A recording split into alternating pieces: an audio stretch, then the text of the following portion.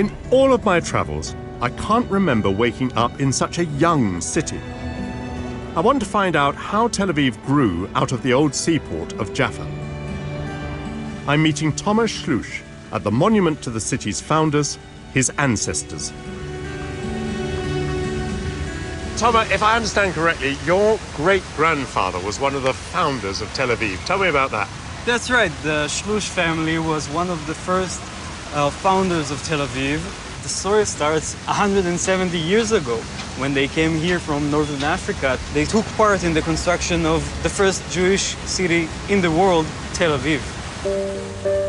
Thomas' family came to the Holy Land in the 1840s.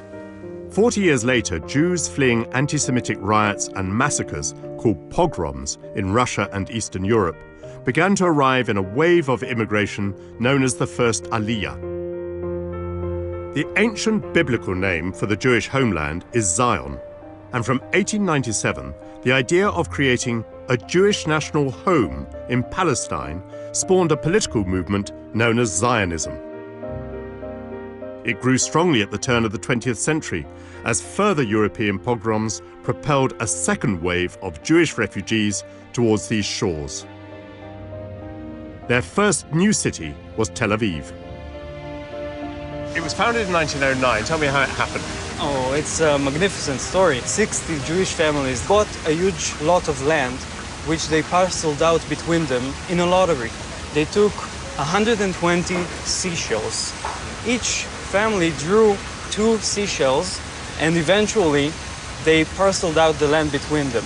And you can see that already in 1949, when they constructed this monument, they were thinking about the dream that this city will become eventually the city of skyscrapers here in Israel. The dream has come true.